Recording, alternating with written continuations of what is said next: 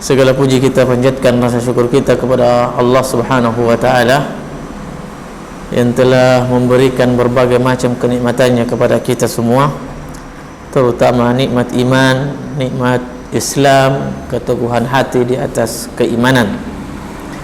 Sebaik-baik nikmat adalah nikmat keimanan yang dengannya seseorang bisa menilai dirinya bahwa dia dekat dengan Allah atau dia jauh.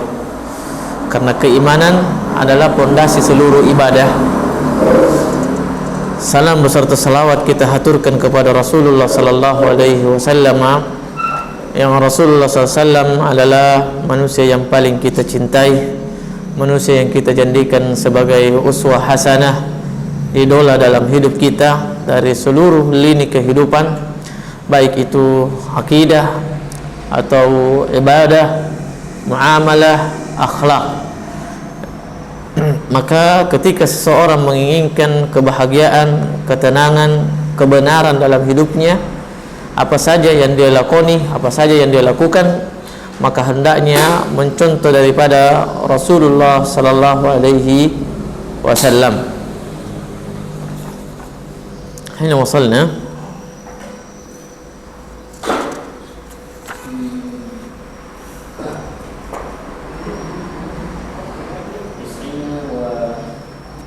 tis'ina wa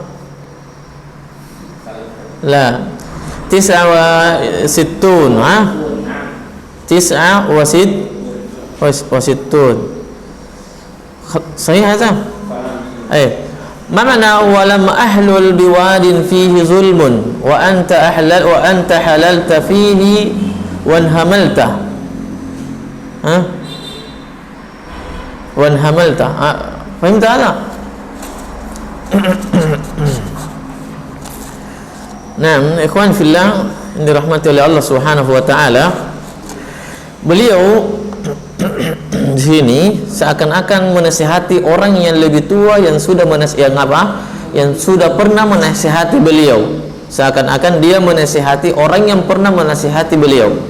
Dia memberikan seakan-akan ini bait syairnya percakapan antara dua orang. Maka kata beliau di sini, walam ahlul biwadin fihi zulmun. Saya belum pernah tinggal pada sebuah lembah. Fihi zulmun. Di sana banyak kezaliman yang dilakukan. Wa anta halalta fihi. Namun kalau kamu ternyata sudah pernah tinggal di tempat kezaliman. Yang banyak dilakukan kezaliman di sana. Wan hamalta, dan engkau pun lalai dari apa? Perintah Allah. Lalai dari apa? Meninggalkan larangan Allah Subhanahu wa taala. Inti bahwasanya kalimat ini, bait syair ini, beliau memberikan kepada kita sebuah nasihat bahwa siapa saja yang namanya nasihat, maka semua orang itu butuh terhadapnya. Siapa saja, bahwa nasihat itu dibutuhkan pada setiap orang, baik orang yang menasihati atau yang dinasihati, baik orang yang dinasihati atau yang dinasihati atau yang menasihati. Yang namanya manusia, kita sudah sering ulang bahwa namanya manusia, kata Rasulullah SAW, kullu bani adama khata. Setiap anak cucu Adam itu pasti melakukan dan sering melakukan kesalahan. Boleh jadi hari ini seseorang melakukan ketaatan.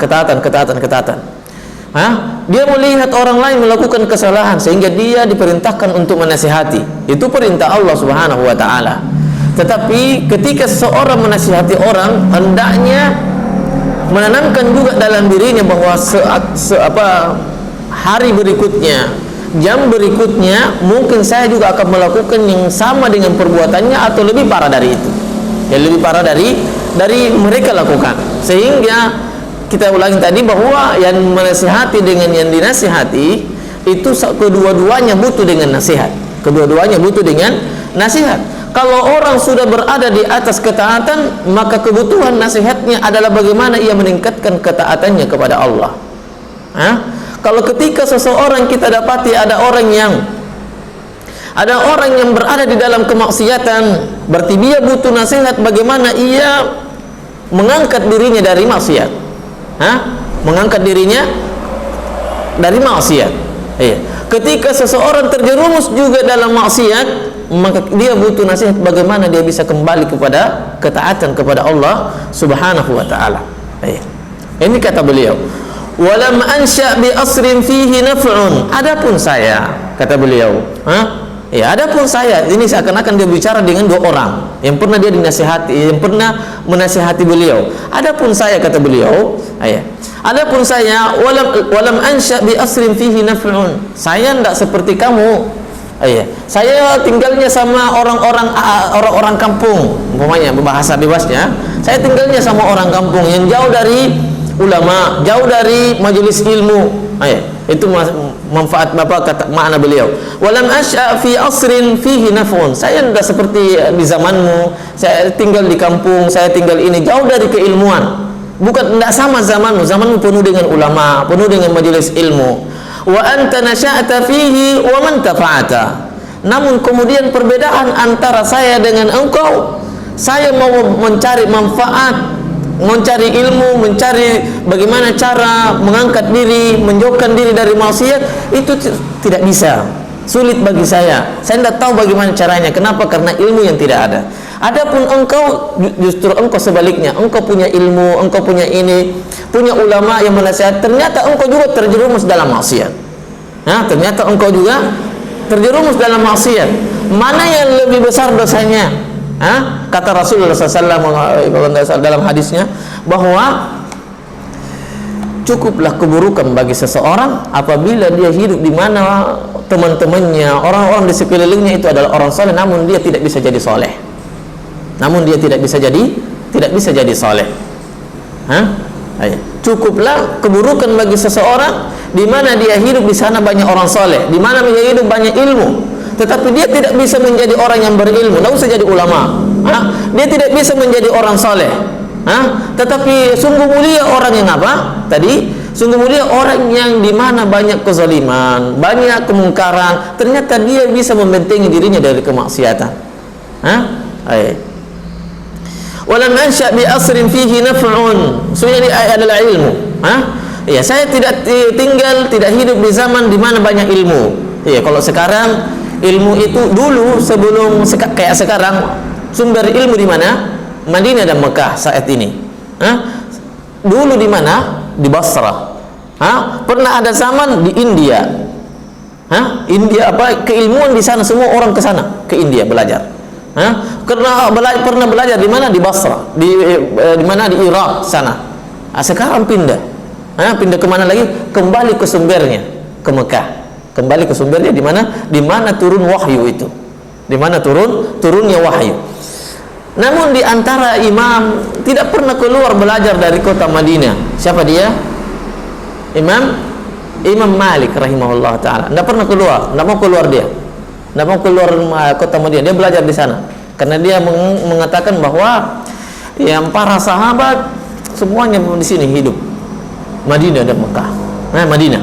Dia tidak mau keluar dari Madinah, pergi saja Mekah. Tidak juga. Tidak mau dia. Sehingga apa? Dia membangun mazhabnya di antara sumber pendalilan apa dia? Qaulus sahabi. Pertama Al-Quran dan Sunnah, kemudian apa lagi? Al-Quran dan Sunnah, kemudian apa? Ijma', kemudian apa? Qiyas, kemudian qaulus sahabi. Qaulus sahabi dia pakai qaulus sahabi, bahwa ucapan sahabat itu adalah dalil. Ucapan sahabat adalah dalil. Iya. Walaupun di sana ada banyak ulama yang melemahkannya, namun beliau telah memproklamirkan bahwa para sahabat di mana wahyu turun itu, disitulah sumber kebenaran. Ketika ada orang yang keluar dari sana, maka hendaknya yang di sana juga mengikut kepada di mana sumbernya wahyu itu turun. Di mana sumbernya wahyu itu turun. Nah, walam ansya bi asrin fihi naf'un wa anta nasya'ta fihi wa man tafa'ata. Adapun kamu, kata beliau terhadap orang yang menasihati sebelumnya, adapun kamu, engkau menasihati tapi engkau tidak mengambil manfaat. Tidak mengambil manfaat. Wa qad sahabta a'laman kibara. Bahkan engkau telah berteman dekat sekali dengan siapa? A'laman kibara, ulama-ulama yang besar. Ulama-ulama besar. walam araka tadaita biman sahibta, namun saya tidak melihatmu bahwa engkau telah mencontoh siapa? Para ulama itu. Tidak mengikuti para ulama. Biman sahibta, terhadap siapa yang engkau berteman. Tidak mencontoh. Ini tadi kita ulangi bahwa cukuplah keburukan seseorang manakala dia hidup di tempat orang-orang soleh banyak, di mana ada ilmu di sana, namun dia tidak mengambil manfaat dan tidak menjadikan dirinya sebagai orang yang soleh. Nah, kalau tidak salah siapa? Imam Syafi'i rahimahullahu taala mengatakan apa dia? Nasitu hazi makulah. Nah,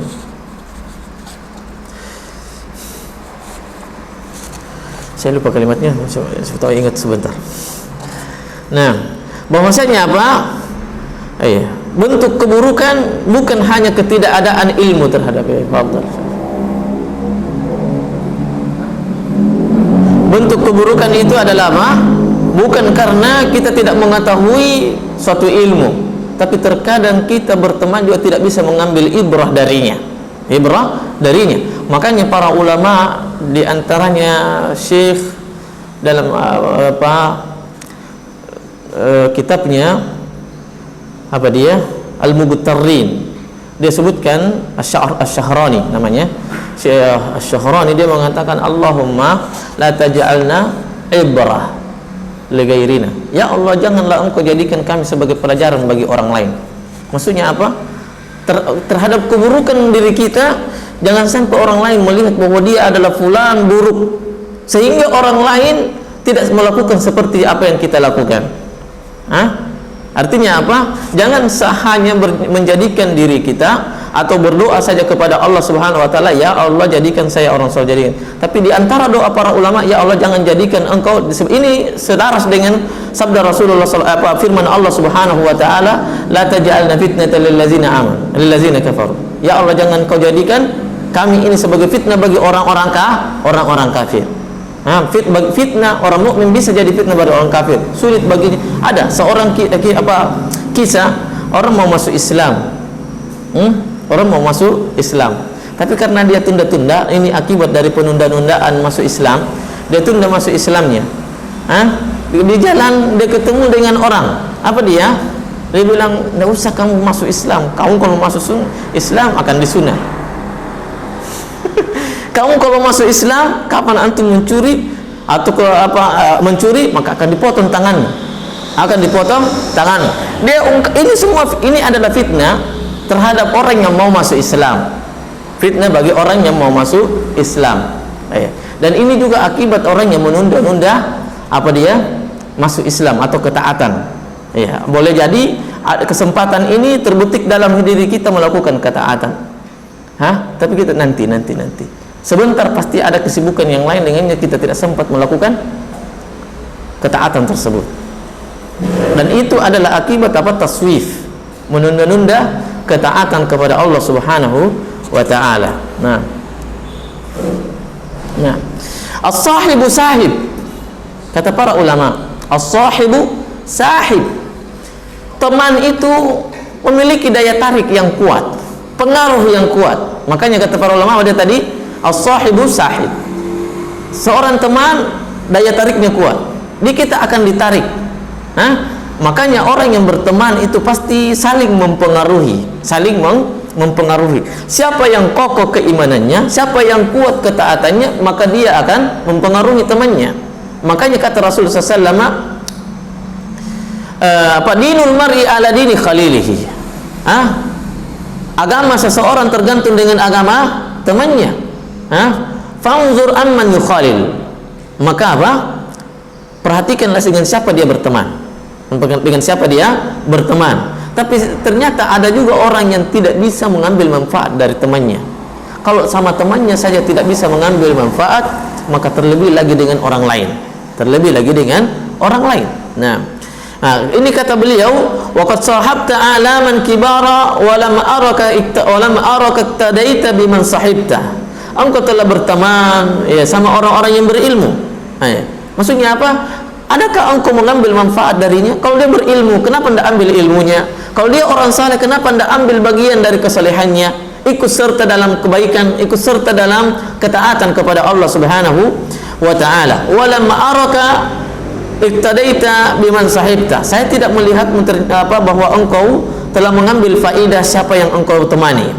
Wa nadakal kitabu falam tujibhu. Nah, terus menerus berada di atas kelalaian sampai Allah Subhanahu wa taala memanggil setiap orang-orang yang berbuat maksiat. Wa nadakal kitabu falam tujibuhu. Apa kalimat firman Allah Subhanahu wa taala ini? Nah, utubu ilallah. Ya ayyuhalladzina amanu tubu ilallahi taubatan nasuha. Ya wahai orang-orang beriman, bertaubatlah kepada Allah Subhanahu wa taala. Banyak panggilan-panggilan di dalam Al-Qur'an sebagaimana yang dikatakan kalau tidak salah Abdullah bin Mas'ud. Idza sami'ta min kalamillahi ya ayyuhalladzina amanu fa'ar'i sam'ak. Fa'ar'i sam'ak. Fa innama ba'dahu imma amrun tu'maruna bih au nahyun tunhauna anhu. Ibnu Mas'ud mengatakan kalau engkau mendengar firman Allah Subhanahu wa taala ya ayyuhalladzina amanu, maka perhatikan baik-baik dengan kupingmu, kata beliau. Perhatikan. Kenapa? Karena kalimat setelah ya ayyuhalladzina amanu entah perintah yang engkau diperintah dengannya. Ada perintah di sana, engkau diperintah, atau larangan yang engkau dilarang untuk melakukannya. Atau larangan yang engkau dilarang untuk dilakukan. Nah, wa nadakal kitabu falam tujibuhu. Terus engkau lalai di dalam kemaksiatan, bergeliman dengan maksiat. Falam tujibuhu. Namun kemudian engkau sudah mendengarkan firman Allah, mendengarkan nasihat-nasihat dari Allah Subhanahu wa taala. Namun engkau tetap saja tidak menjawabnya, tidak membuat engkau berhenti dari maksiat, tidak membuat engkau melakukan daripada ketaatan yang diperintahkan kepadamu. Nah, wananhanaka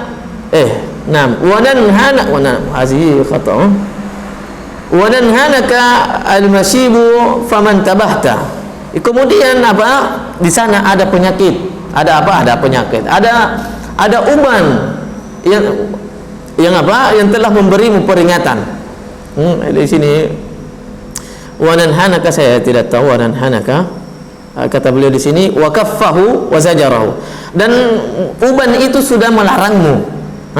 Uban itu pertanda bahwa seseorang sudah tua, itu ada ubannya. Tapi ada juga ternyata orang yang beruban masih muda. Tidak, maka Rasulullah SAW lebih cocok perkataan sabda Rasulullah SAW apa dia? Itu adalah tanda dekatnya ajal. Tanda dekatnya ajal. Rasulullah SAW tidak mengatakan pertanda tua seseorang. Tapi dia adalah tanda kalau cari ada hadis yang lain saya tidak tahu, tapi saya tahu bahwa itu adalah pertanda bahwa ajal itu sudah dekat. Nah, wa nanhanaka al-masibu faman tabahta.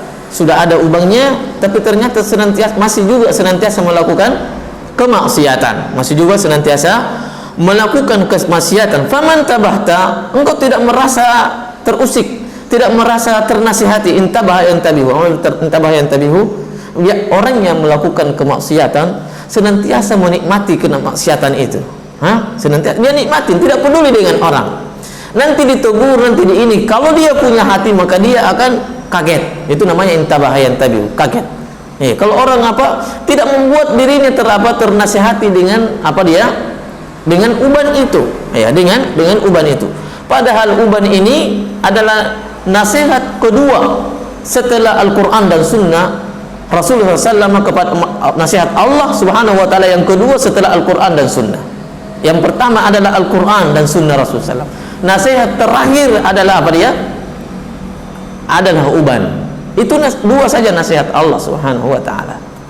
Yang dengannya manusia bisa melihat secara langsung Al-Quran dan hadis. Kemudian setelah itu tidak bisa juga, maka umur yang tertentu dengannya uban itu tumbuh pada diri seseorang. Maka ketika seorang itu tua, kemudian ini secara tabiat, maksudnya tabiat manusia yang kebanyakan orang terjadi, biasanya umur orang itu 40-an baru beruban, 40-an ke atas baru beruban, ada muncul ubannya biasanya. Maka pada saat itu Allah menginginkan, dan ini isyarat dari para nabi alaihi wassalatu wassalam. Apa dia? Bahwa nabi itu tidak diangkat kecuali dengan umur sekian, 40 lebih ke atas. 40 lebih. Tidak diangkat sebagai menjadi nabi. Kenapa? Pada saat itu kokoh pikiran seseorang. Laki-laki kalau semakin tua, pikirannya semakin jago. Beda dengan perempuan. Nah, beda dengan perempuan. Saleh Al-Mirri namanya. Saleh Al-Mirri mengatakan demikian, bahwasanya kalau laki-laki tua maka pikirannya semakin cemerlang. Nah, semakin bijak pikirannya. Tapi beda dengan perempuan. Kalau perempuan semakin tua semakin tidak karuan, semakin cerewet. Semakin cerewet. Nah, itu kebanyakan. Nah, wa nadakal kitabu falam tujibuhu wa nanhanaka wa nahnahaka wa nahnahaka tanahnu. Kalimat tanahnu, mana tanahnu? Itu namanya tanahnu. Antum dapat nanti di kitab fikih. Mungkin sebagian ulama mengatakan itu sunnah. Ketika orang habis kencing tapi masih ada kayaknya sedikit mau keluar, untuk bisa mengeluarkan itu dengan cara tanahnuh. Apa dia? Berdehem. Berdehem. Itu namanya at-tanahnuh. Kenapa dia mentakbirkan, mengungkapkan dengan kalimat tanahnuh? Ada syair juga mengatakan apa dia? Al-labibu bil isyarati yafham wal baqaratu bid-darbi yataharraku. Al-labibu, orang cerdas itu sekedar isyarat dia sudah paham. Tapi kalau bakarah, sapi yang tidak punya akal, itu walaupun nanti dipukul baru dia nanti dipukul baru dia bergerak, baru dia berjalan. Ini kalimat beliau tanahnu. Maksudnya sudah ada orang yang memberikan isyarat bahwa ajalmu sudah dekat. Kenapa anda kembali kepada Allah Subhanahu wa ta'ala? Dan ini kebanyakan manusia, semakin tua semakin dia pikirkan dunia. Semakin tua semakin dia pikirkan dunia. Kenapa? Karena masa mudanya dia penuhi hidupnya dengan memikirkan dunia, bagaimana dia peroleh. Sampai juga tua ternyata keinginannya belum tercapai, atau mungkin sudah tercapai namun tidak ada syukur dalam dirinya. Karena Rasulullah SAW dua penuntut pencari sesuatu yang tidak pernah ada kepuasan dalam dirinya. Apa dia? Talibul dunia wa talibul ilmi. Tidak pernah puas. Apa dia? Pencari dunia dengan orang yang mencari ilmu. Itu tidak pernah puas itu. Maka kalau ada penuntut ilmu ternyata puas dengan marhala tertentu, dengan umur tertentu, maka itu bukan hakikatnya dia penuntut ilmu. Sebagaimana kata para ulama bahasa juga mengatakan bahwa apa dia? Bahwa kalimat talibul ilmi, Rasulullah SAW mengatakan marhaban ya talibal ilmi. Kalimat talib dengan isim fa'il yang apa? Bukan at-talibal ilma. Maksud menunjukkan bahwa penuntut ilmu itu kapan dan dimanapun, berapapun umurnya, senantiasa mencari ilmu. Tidak dibatasi dengan waktu, tidak dibatasi dengan umur. Itu maksudnya. Sehingga disandarkan kalimat talibul ilmi, talibu al-ilmi, dengan bukan at-talib al-ilma. Naam. Wa nahnahakal masyihu faman tabahta. Ternyata uban itu sudah memberimu apa dia tadi? Tanahnu dehem, begitu, sudah berdehem terhadapmu. Isyarat biasa kita lakukan, biasa kita dengarkan dari orang-orang tua begitu. Kalau dia mau melarang, ternyata ada tamu di rumah, dia larang anaknya, dia bisa begitu. Kalau anaknya sudah lihat matanya abinya, maka anaknya akan pergi. Supaya apa? Tidak mengganggu tamunya atau orang yang di sekitar situ. Maka orang yang berakal dengan isyarat seperti itu sudah paham. Dengan isyarat yang namanya uban, ternyata saya sudah tua, seharusnya dia membolak 100%. Kalau tidak bisa, tidak apa-apa, 100%, 90%. Kalau tidak bisa, dibawanya lagi. Pola pikirnya terhadap kehidupannya, dia harus dia harus balik. Sebelumnya mungkin dunia dia pikirkan, tatkala tumbuh ubannya, maka hendaknya dia berpikirannya tidak ada yang dipikir kecuali bagaimana dia memperbaiki akhiratnya. Nah, liyakbuha bil fata. Nah, La yakbuhal bil fata fi'lus tasabi. Sungguh sangat buruk seorang pemuda namun kelakuannya seperti anak kecil. Sungguh sangat buruk. Nah, perbuatan seorang pemuda, dia masih sudah jadi pemuda namun perbuatannya anak kecil, perbuatan anak kecil. Wa aqbahu minhu syaikhun qad tafatta. Namun lebih buruk daripada itu adalah orang tua namun kelakuannya seperti anak muda. Orang tua seperti kelakuannya seperti anak muda. Maksudnya apa? Liyakbuha bil fata, layakbuha bil fata fi'lut tasabi. Bagaimana anak kecil itu? Kalau diajarin bagaimana dia? Main-main. Diajarin itu main-main. Diajak juga ke masjid, main-main. Diajak ke masjid, main-main. Diajak ke majelis ilmu, dia main-main. Tidak peduli ustadznya, tidak peduli gurunya. Enggak. Itu maksudnya. Artinya apa? Sudah muda, umurnya sudah matang-matangnya, namun ternyata malas untuk datang majelis. Umurnya sudah muda, namun kemudian perbuatan ibadahnya tidak kunjung dia perbaiki. Tidak ada kekhusyuan di dalamnya. Bagaimana mau khusyuk kalau dia tidak paham dengan apa yang dia bicarakan, apa yang dia baca di dalam salatnya? Bagaimana mau dia khusyuk karena dia tidak mampu, sementara dia tidak mampu mentadabburi apa yang dia baca dalam sujudnya, dia baca dalam berdirinya, dia baca dalam rukuknya. La yakbuha bil fata fi'lut tasabi. Kalau ada pemuda namun tidak mendudukkan dirinya dalam majelis, maka itu hakikatnya seperti siapa? Anak kecil. Kalau ada, ini banyak anak muda namun kemudian tahiyat saja tidak tahu bagaimana cara bertahiyat. Berdoa saja dia tidak tahu cara berdoa. Kalau berdoa saja tidak ditahu caranya, bagaimana Allah mau kabulkan? Sulit rasanya Allah mau kabulkan doa yang kita tidak tahu cara berdoa. Mengangkat saja dalam tangan dalam berdoa itu ada caranya di kalangan para ulama sebutkan. Di antaranya adalah mengangkat tangan seudun dengan muka sehingga kita memandang memandang telapak tangan begini. Itu salah satu cara berdoa. Di antara cara berdoa seperti ini, ya Allah, angkat kedua tangan seperti ini, tapi begini modelnya, di bawah begini. Di antara cara berdoa adalah begini.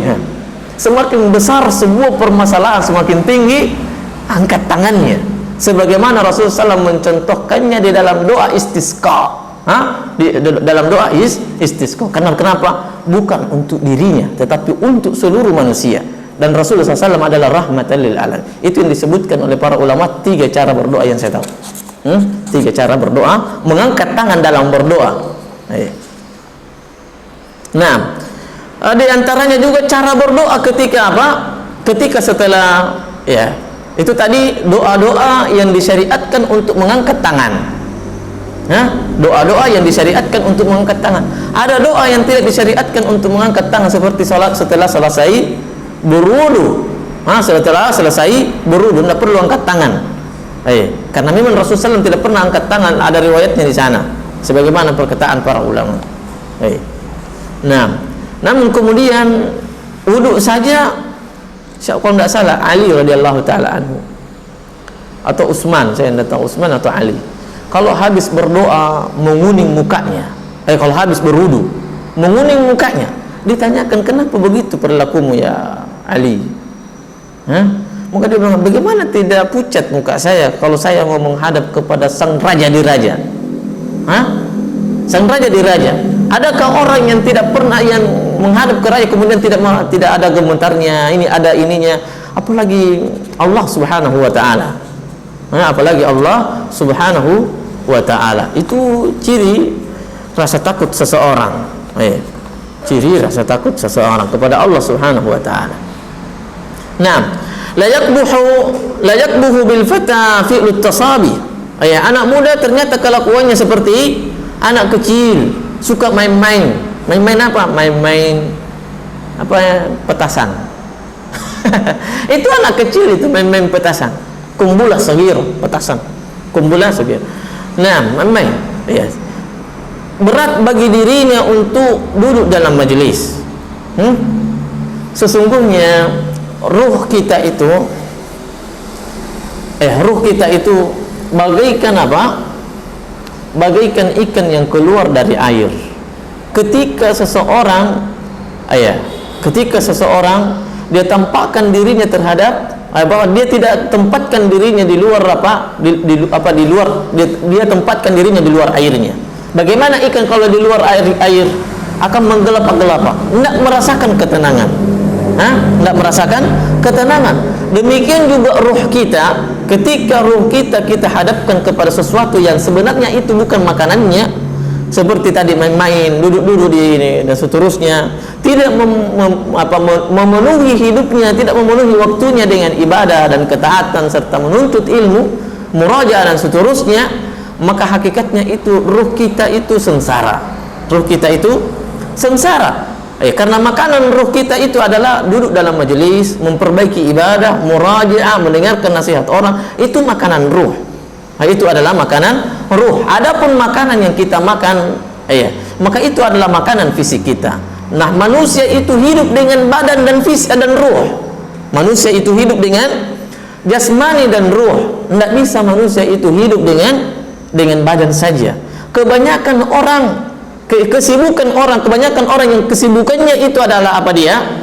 Adalah bagaimana membuat fisiknya itu tenang, tapi membuat gelisah ruhnya di hadapan Allah Subhanahu wa taala. Ruhnya di hadapan Allah Subhanahu wa taala. Semua kesibukan atau hampir seluruh kesibukan manusia ini dalam hidupnya adalah kesibukannya untuk memperbaiki fisiknya. Lebih daripada itu hanya memperbaiki tempat tinggalnya, memperbaiki kendaraannya, memperbaiki pakaiannya. Semua itu adalah hiasan, ibarat rumah dia adalah catnya saja.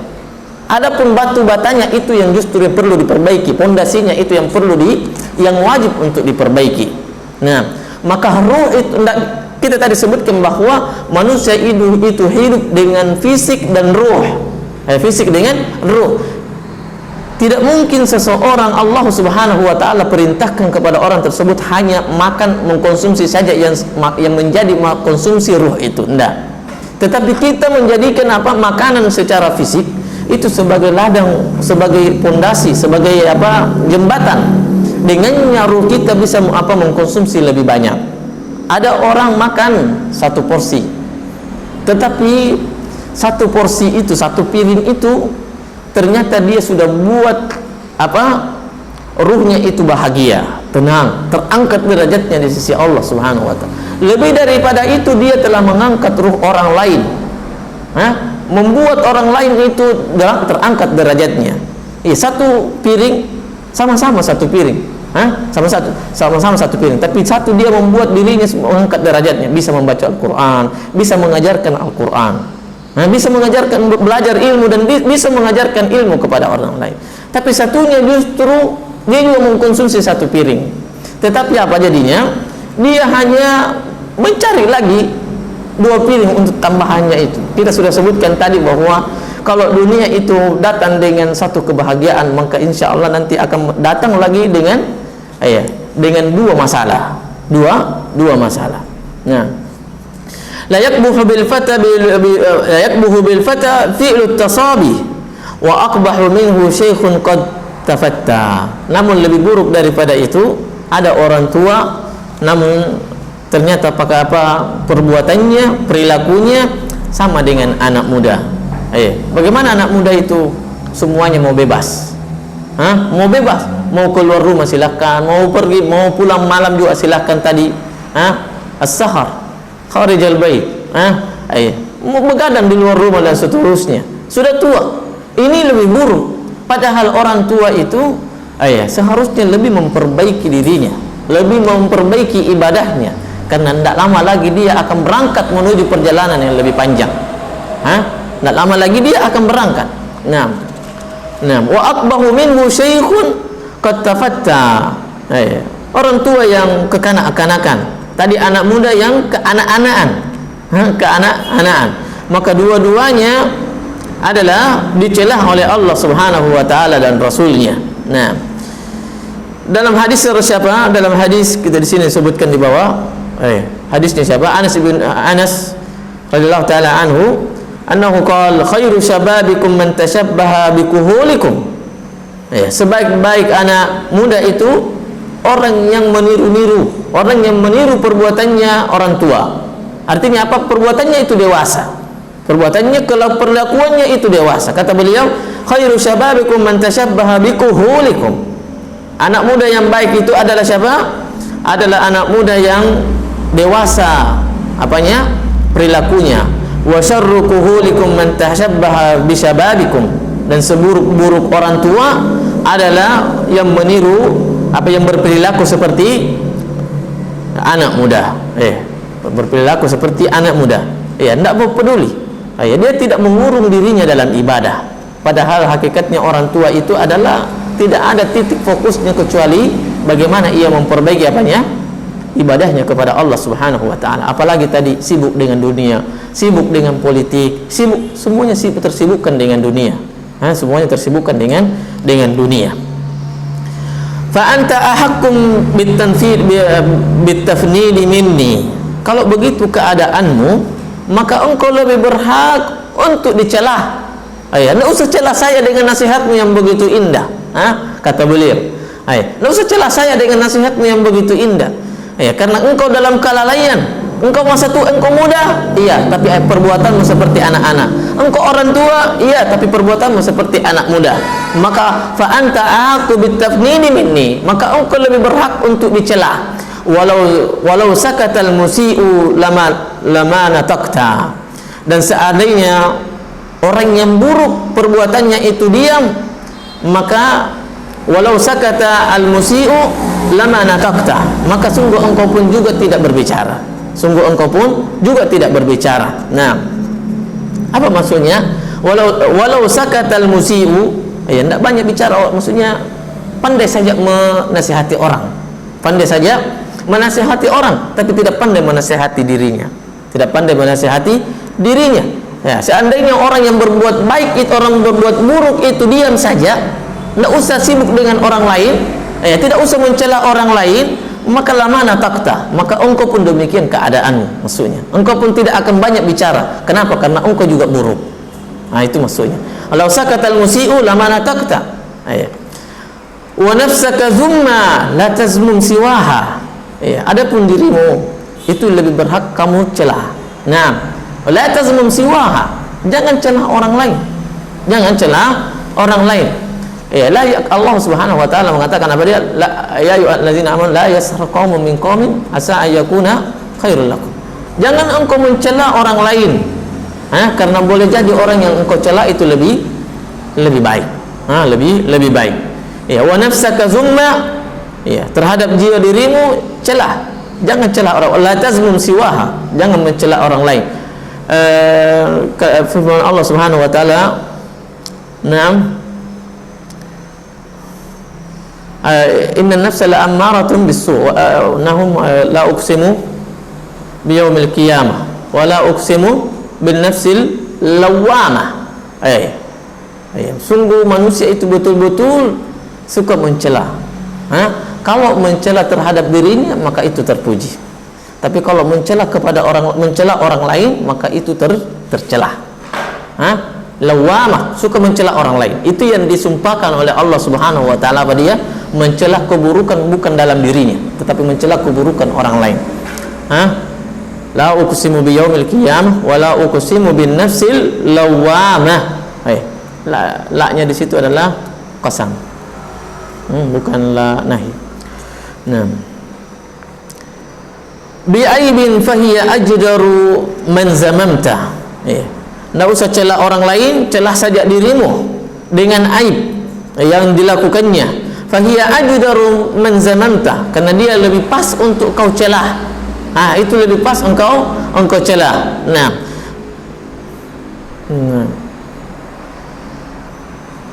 falau bakat dima'u aynaka khaufa, sekiranya kedua matamu itu menangis dengan apa?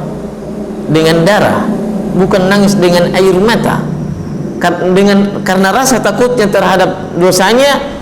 Lam aqul laka qad aminta, saya pun tidak mengatakan kepadamu bahwa engkau telah aman. Apa maksudnya? Bahwasanya kebiasaan manusia itu menangis karena apa? Menangis dengan apa? Air mata. Itu menangisnya juga macam-macam. Artinya terkadang orang menangis karena penyesalan, rasa takut terhadap dosanya. Maka kata beliau, kalau engkau menangis karena penyesalan, tangisanmu itu pun dengan tangisan darah, maka saya tidak akan berucap kepada engkau bahwa engkau telah aman dari azab Allah. Engkau telah diampuni dosamu, tidak. Itu saya tidak mengatakan demikian. Apalagi kalau hanya menangis dengan air mata saya biasa. Air mata biasa. Nah, kenapa beliau mengatakan demikian? Karena apa dia? Orang yang dijamin surga baginya, orang yang dijamin itu nanti dia menginjakkan kakinya, sebagaimana yang dikatakan oleh siapa? Imam Ahmad rahimahullah. Kapan istirahat ya Imam Ahmad? Kapan orang mukmin itu istirahat? Pada saat menginjakkan kakinya di dalam surga satu. Pada saat dia injakkan kakinya dalam surga. Kemudian di dalam Al-Quran dikatakan bahwa apa dia? Orang yang dijamin surga baginya, yang sudah aman maksudnya. Yang sudah aman itu ketika dia sudah masuk surga. Itu baru aman. Tapi kalau baru menyesal, itu penyesalan satu kali, jangan pernah bangga dengan satu penyesalan. Jangan pernah dengan satu penyesalan. Karena boleh jadi hari ini kita menyesal, besok lebih besar lagi dosa yang kita lakukan. Kalau salah, Ibnu Jauzi rahimahullah ta'ala mengatakan bahwa bukanlah orang yang taubat itu yang meneteskan air mata terhadap dosanya, tetapi orang yang taubat itu adalah orang yang mampu berhenti dari dosa, tidak melakukannya. Siapa dia? Ibnu Jauzi rahimahullah ta'ala, bahwa dia mengatakan bukanlah orang yang bertobat adalah orang yang mampu meneteskan air matanya di dalam penyesalannya, tetapi orang yang bertobat itu adalah orang yang mengangkat dirinya atau menghindarkan dirinya dari maksiat yang dia lakukannya. Nah,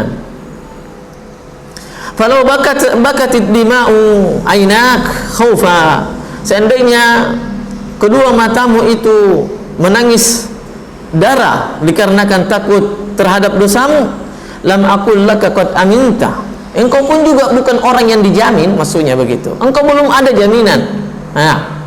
Belum ada jaminan. Sebagaimana siapa, ikhwan?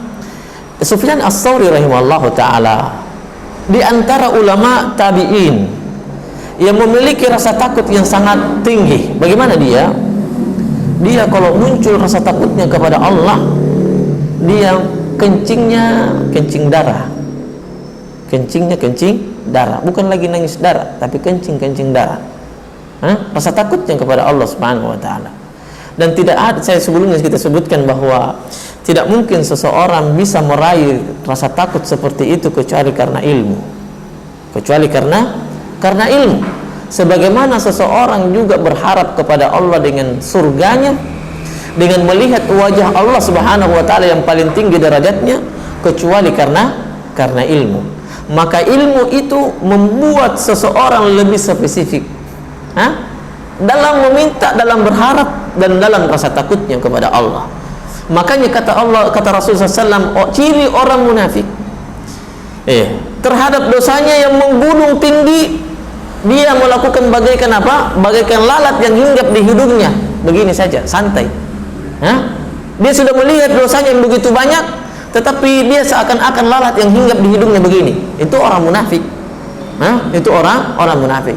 Tapi ciri orang yang beriman dengan rasa takut yang begitu tinggi, sedikit saja dosanya sudah meletakkan di dalam dirinya rasa takut kepada Allah Subhanahu wa ta'ala.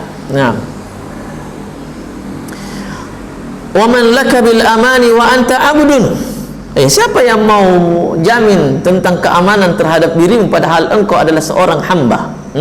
Umirta fama atamarta, na'am wala ata'ta. Seorang hamba yang apa? Yang diperintah namun tidak pernah melakukan apa yang diperintahkan. Wala ata'ata, dan engkau juga tidak mentaati apa yang diperintahkan. Mentaati apa yang diperintahkan. Maka tidak ada jamin. Jangankan orang yang bermaksiat, tidak. Justru orang yang senantiasa penuhi hidupnya juga ketaatan, itu tidak ada jaminan. Tidak ada jaminan. nanti ketika seseorang masuk surga barulah dikatakan itu orang yang mendapatkan jaminan. Mendapatkan kejaminan. Jadi kalau sekedar penampilan jubah, jenggot, hadir dalam masjid itu tidak ada jaminan. Tapi itu adalah ciri orang yang bisa diselamatkan oleh Allah Subhanahu wa taala. Ciri orang yang diselamatkan oleh Allah Subhanahu wa taala. Sebagaimana orang yang berdusta, dia khianati janjinya, dia itu semua bukan juga penentu bahwa dia adalah betul-betul munafik. Tidak, tapi itu adalah tanda. Ayatul munafiqina salasa. Di ayat sabda yang lain disebutkan 4. Disebutkan 4. Di antaranya adalah ciri orang yang munafik berapa? Ya, kalau dia berbicara dia berdusta, kalau dia berjanji dia ingkar janjinya, kalau dia diamanahi maka dia khianati amanahnya. Ya, dia itu semua dia? Ciri kemunafikan. Tapi boleh jadi hari ini mungkin kita lihat dia ada pada dirinya ada ciri kemunafikan. Tapi besok dia hilangkan semua ciri itu tersebut. Dia mampu dia balik dirinya. Karena kita ini biasa kita sebutkan antara orang soleh dengan orang toleh. Orang yang berdosa dengan orang yang taat kepada Allah itu satu kendaraannya. Apa dia? Takdir. Hari ini mungkin baik takdirmu, tapi besok Allahu a'lam. Wallahu a'lam. Makanya kita senantiasa diperintahkan untuk berdoa kepada Allah, ihdinas siratal mustaqim. Ya Allah, tunjukkan kepada kami jalan yang lurus. Ya Allah, jadikan saya orang-orang yang istiqamah sekarang dan yang akan datang sampai ajal menjemput. Itu namanya. Kemudian kalaupun kita istiqamah bukan menunjukkan bahwa kita itu senantiasa di atas ketaatan. Karena orang yang istiqamah itu adalah orang yang bukan orang yang senantiasa melakukan ketaatan, tidak. Tapi orang yang istiqamah itu adalah orang yang mampu mengangkat dirinya apabila terjatuh dalam maksiat. Itu namanya orang yang istiqamah. Bukan orang yang melakukan ketaatan. Kalau kita senantiasa di atas ketaatan, tidak pernah melakukan dosa, umur kita pendek. Allah akan hilangkan. Allah akan mematikan kita, kemudian diganti dengan orang yang suka beristighfar dan meminta taubat kepada Allah Subhanahu wa ta'ala.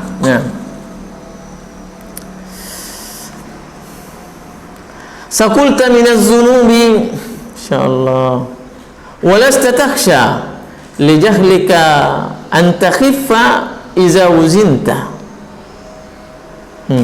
Insyaallah kalimatnya. Sakulta minaz zunubi walasta takhsha. Dirimu telah banyak bebannya berat. Bebannya adalah maksiat. Dosa. Walasta takhsha. Namun kemudian engkau tidak juga kunjung takut kepada Allah. Takut yang sesungguhnya itu adalah takut yang membuat seseorang berhenti dari maksiat. Bukan sekedar takut, saya takut sama Allah, ternyata sebentar juga dia lakukan. Takut sama Allah. Itu bukan yang takut. Takut itu kepada Allah adalah orang yang dibuat berhenti melakukan maksiat kepada Allah Subhanahu. Itu takut. Ya, kalau melakukan maksiat lain, itu lain lagi. Itu butuhkan lagi rasa takut yang lain. Dipahami? Sebagaimana sabda Rasulullah SAW, apa dia? Kalau seorang berdosa, kemudian bertobat, diterima taubatnya atau tidak? Diterima. Kemudian dia jatuh lagi dengan kepada dosa. Kemudian dia bertobat, diterima lagi dosanya, dan tobatnya diterima oleh Allah Subhanahu wa ta'ala. Maka orang yang berdosa tadi saya bilang, sebagaimana istighfar itu butuh dengan istighfar, maka taubat itu juga butuh dengan taubat berikutnya. Rasa takut juga demikian. Takut saat ini butuh lagi dengan rasa takut yang lain kepada Allah Subhanahu wa ta'ala. Karena kita tidak digoda oleh syaitan dalam satu dosa saja, tidak. Tetapi syaitan dengan kepiawaiannya, dengan pengalamannya, bukan dengan kecerdasannya, manusia itu bisa digoda.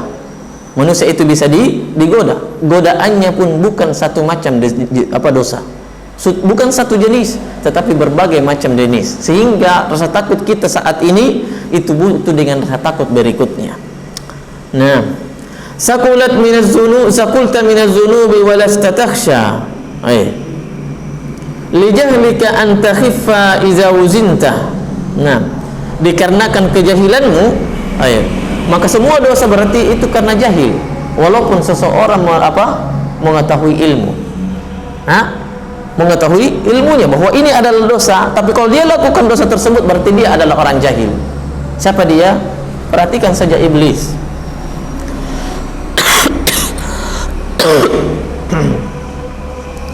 Dia tahu bahwa itu adalah dosa, tapi Allah senantiasa memberikan laknat kepadanya sampai hari kiamat.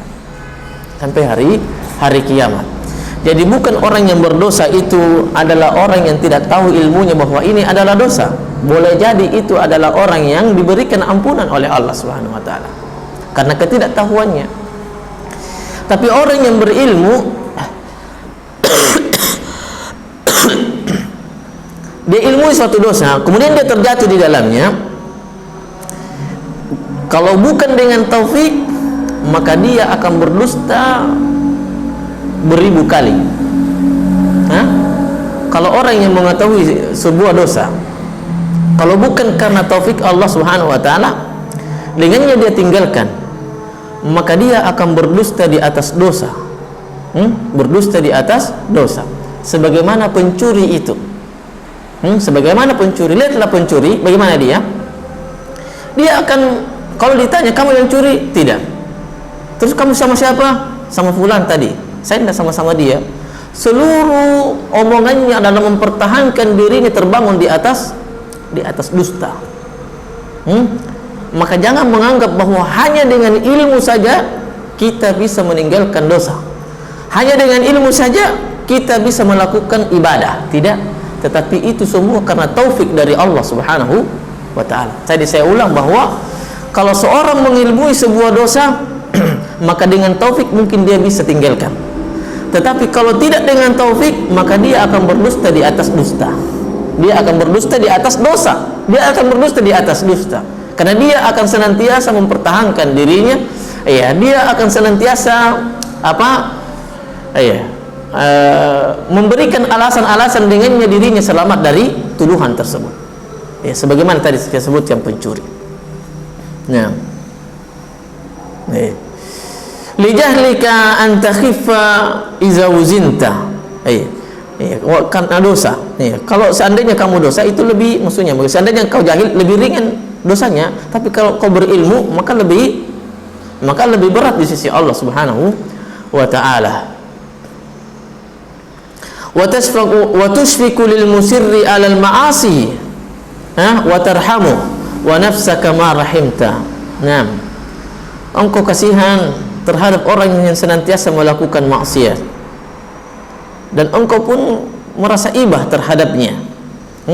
Wa nafsaka ma rahimta, padahal terhadap dirimu engkau tidak